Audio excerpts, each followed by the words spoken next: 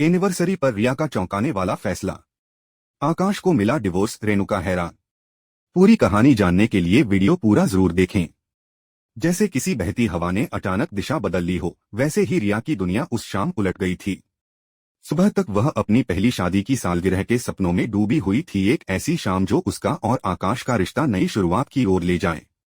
लेकिन किसे पता था कि यह दिन उसकी जिंदगी की सबसे गहरी चुभन बन जाएगा। रिया की बेचैनी पूरे दिन उसके चेहरे पर तैर रही थी, लेकिन वह बेचैनी मीठी थी, अजीब सी गुदगुदी भरी। उसने आज अपनी पसंदीदा आसमानी रंग की साड़ी निकाली थी, जिसके कपड़े में चांदी के बारीक धागों से ऐसे तारे काढ़े गए थे जैसे पूरा आकाश उसके साथ चल रहा हो। आईने के सामने खड़ी होकर वह खुद को देखती रही, और पहली बार महीनों बाद उसके चेहरे पर वह मुस्कान लौटी थी जो आकाश के साथ उसके धीरे धीरे बढ़ते रिश्ते की देन थी। उसके अंदर एक उम्मीद थी कि शायद आज आकाश उसे कोई छोटा सा लेकिन दिल को छू लेने वाला तोहफा देगा, या कुछ ऐसा कहेगा जिसे सुनकर उनकी अरेंज मैरिज भी एक दिन प्यार की कहानी बन सके। रिया ने जोशी हाउस में सबकी खुशी देखी, पर उसका मन केवल आकाश में अटका हुआ था। वह जल्दी से कमरे में गई, वह छोटा सा हाथ से बना हुआ एनिवर्सरी कार्ड उठाया जिसमें उसने अपनी दिल की बात लिखी थी, वो बातें जो वह कभी जुबान पर नहीं ला पाई। और बिना किसी को बताए चुपके से तैयार होकर वह आकाश के होटल की तरफ निकल पड़ी। होटल के गेट के पास पहुंचते ही उसकी धड़कनें तेज हो गईं। वह लगभग दौड़ते हुए अंदर जाने ही वाली थी कि अचानक उसकी नजर दरवाजे पर पड़ी और उसका पूरा शरीर वहीं थम गया।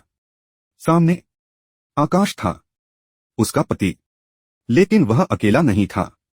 उसकी बाहों में होटल की मालकिन सोनल थी, जिसे वह गोद में उठाए हुए बड़े ध्यान से सीढ़ियां उतर रहा था। उसकी चाल संभल संभल कर थी, जैसे वह उसे चोट न पहुंचा दे, लेकिन रिया तक पहुंचने वाली चोट उससे कहीं ज्यादा गहरी थी। रिया के अंदर तक जैसे बर्फ जम गई। उसकी आसमानी साड़ी अचानक भारी लगने लगी, जैसे किसी ने उस पर पत्थर रख दिए हों। उसके हाथ में पकड़ा वह छोटा सा एनिवर्सरी कार्ड धीरे धीरे उसकी उंगलियों से फिसलकर जमीन पर गिर गया। उसकी आंखें बिना पलक झपकाए उसी दृश्य को घूरती रहीं, आकाश, सोनल और उनके बीच की वह नजदीकी जो रिया को किसी खंजर की तरह चीर गई। आकाश ने रिया को देखा तो उसका चेहरा पूरी तरह से सफेद पड़ गया। वह घबराया, हड़बड़ाया, जैसे शब्द उसके मुंह में अटक गए हों। उसने सोनल को धीरे से नीचे उतारा और तुरंत रिया की ओर भागा। रिया, सुनो प्लीज, तुम गलत समझ रही हो, उसने लगभग गिड़गिड़ाते हुए कहा। वो स्लिप कर गई थी। उसके पैर में चोट है। मैं सिर्फ मदद कर रहा था। प्लीज मेरी बात सुनो। उसकी आवाज में सच्चाई की हल्की झलक थी, लेकिन रिया अब तर्क सुनने के लिए तैयार ही नहीं थी। उसकी आंखों में वही पुरानी असुरक्षाएं, वही डर, वही घाव वापस तैर आए जिन्हें उसने बड़ी मुश्किल से दफनाया था। काफी देर कर दी तुमने, आकाश। उसकी आवाज कांप रही थी, लेकिन उसमें अजीब सी दृढ़ता और टूटन थी। ये सब सुनने की हिम्मत अब मुझ में नहीं है। आकाश के चेहरे पर एक पल के लिए डर सा आ गया। उसे पता था आज अगर रिया चली गई तो शायद वह हमेशा के लिए खो जाएगी, लेकिन रिया अब किसी सफाई का इंतजार करने वाली नहीं थी। वह मुड़ी और भागते हुए जोशी हाउस की ओर निकल गई। उसकी आंखों में आंसू नहीं थे, बस एक तीखी जलती हुई आग थी, धोखे की और टूटे हुए भरोसे की। घर पहुंचते ही वह सीधा अपने कमरे में चली गई। सायली और सचिन पहले से ही उसकी सालगिरह की तैयारी में लगे थे। कमरा लाइटों और फूलों से जगमगा रहा था, जैसे सब उसके लिए खुशियों का जश्न मना रहे हों। अरे रिया, तुम इतनी जल्दी आ गई। आकाश कहाँ है? सायली ने मुस्कुराते हुए पूछा। रिया ने पलटकर उसे देखा। उसकी लाल सूजी हुई आंखें और चेहरे पर फैला शून्य सायली के दिल में सीधा उतर गया। रिया ने बिना कुछ बोले अपने गले से मंगलसूत्र खींचा और उसे जोर से फेंक दिया। मुझे अब आकाश के साथ नहीं रहना। उसकी आवाज कमरे में गूंज उठी, तेज, कड़वी और दर्द से भरी हुई। सायली और सचिन दोनों एकदम जड़ हो गए। सायली के हाथ कांपने लगे। क्या बोल रही हो तुम रिया? ये कैसा मजाक है? आज तुम्हारी सालगिरह है। तुम दोनों। लेकिन रिया पीछे हट गई। कोई मजाक नहीं है। मैंने अपनी आंखों से देखा है। उसकी आवाज अब टूट रही थी, लेकिन गुस्सा उसे संभाले हुए था। उसने होटल में देखा गया दृश्य सायली और सचिन को बताया, लेकिन उस बयानी में सिर्फ दर्द था, सफाई को सुनने की कोई गुंजाइश नहीं थी।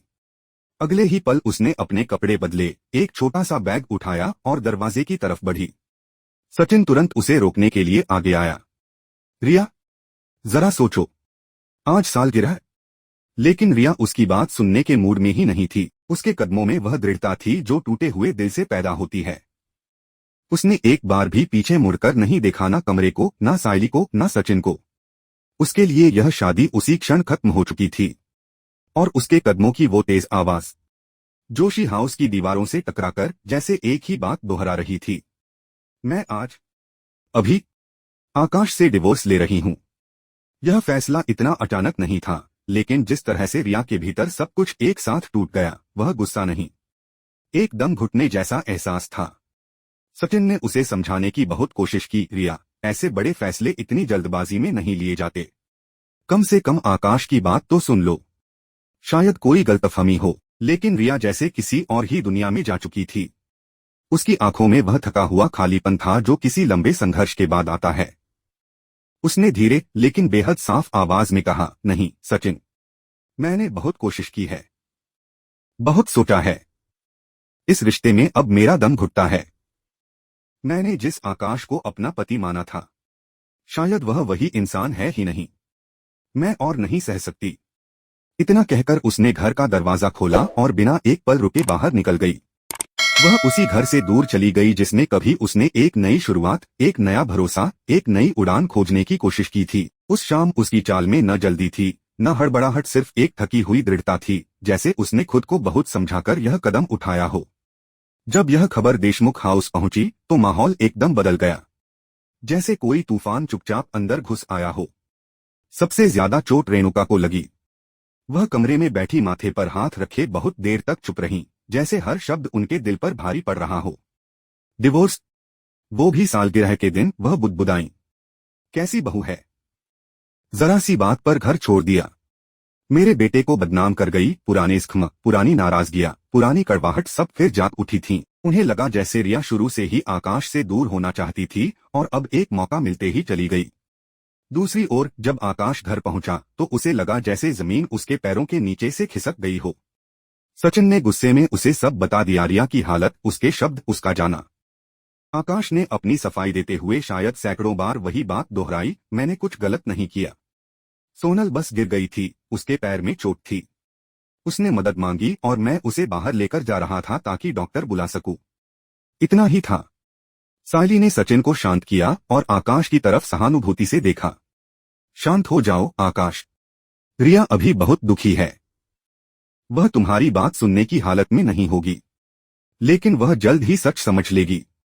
आकाश ने फोन मिलाने की कोशिश की, लेकिन रिया का फोन बंद था।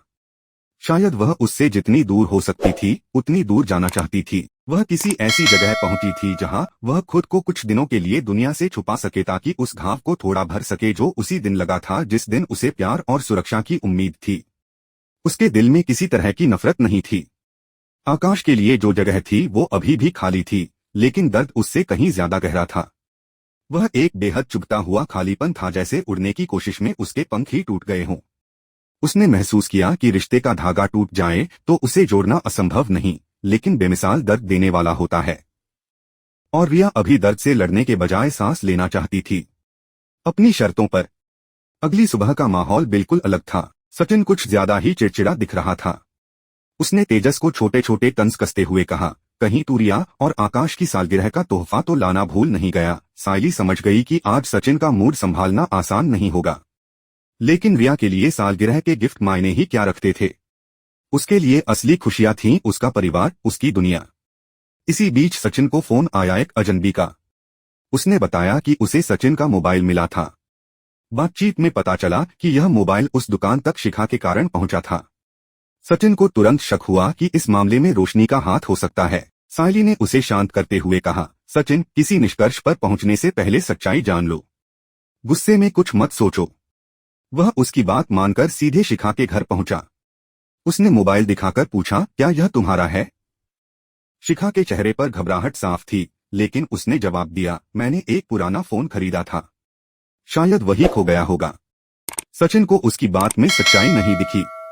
उसने कुछ न कहा और वापस लौट आया, लेकिन उसके चेहरे पर सवाल ही सवाल थे। उधर रिया शादी की सालगिरह के निमंत्रण के लिए अपने मायके पहुंची। उसके माता पिता जॉय और ममता ने उसे वैसे ही अपनापन दिया जैसे हमेशा देते थे, लेकिन जब उन्हें पता चला कि समारोह देशमुख हाउस में रखा गया है तो उनके चेहरे पर हल्का दर्द तैर गया। उन्होंने धीरे से कहा, रिया, अगर जश्न यहीं मनाओगी तो हम भी तुम्हारी खुशी में शामिल हो पाएंगे। रिया उस पल भावनाओं में बह गई। उसे अपना परिवार देखकर वैसे ही सुकून मिल रहा था जैसे किसी खोई हुई चीज को वापस पा लिया हो। उसने तुरंत हामी भर दी। घर लौटकर उसने यह बात आकाश को बताई। दोनों थोड़ी देर उलझन में रहे कि क्या यह सही होगा, क्या इससे रिश्तों में दूरी बढ़ेगी या कम होगी। लेकिन हालात वैसे थे कि किसी को भी साफ जवाब नहीं दिख रहा था। देशमुख परिवार पहले ही तैयारियों में लगा था। जब रिया ने यह बदलाव बताया तो घर में थोड़ी असहजता जरूर फैली, लेकिन परेश ने एक शांत संतुलित फैसले के साथ सब संभाल लिया। उसने कहा, अगर रिया के परिवार को यह ठीक लगता है तो हमें भी मान लेना चाहिए। इसी बीच परेश को खबर मिली कि उसकी मां की तबीयत बिगड़ गई है और वह पार्टी में शामिल होने के बजाय उनके पास जाने का फैसला करता है। घर में तनाव, दूरी और जिम्मेदारियों का बोझ सब पर अलग अलग तरह से गिर रहा था। उधर रोशनी को एहसास हुआ कि शिखा ने सचिन से कुछ छुपाया था। वह उससे मिलने पहुंची और माफी मांगी। सचिन और रोशनी ने एक दूसरे की बात सुनी और कई गलतफहमियां मिट गईं। उस दिन दोनों ने पहली बार महसूस किया कि रिश्ते तकरार से नहीं, सच्चाई और बातचीत से बचते हैं। दिन के आखिर में रिया को सबसे ज्यादा छुआ सायली की उदारता ने, जो अब भी उसकी पार्टी की सजावट संभालने के लिए तैयार थी, बिना किसी शिकवे के, बिना कोई सवाल पूछे। काफी उलझनों, चोटों और अनकहे दर्द के बावजूद रिश्तों की गर्माहट ने फिर सबको धीरे धीरे जोड़ना शुरू कर दिया।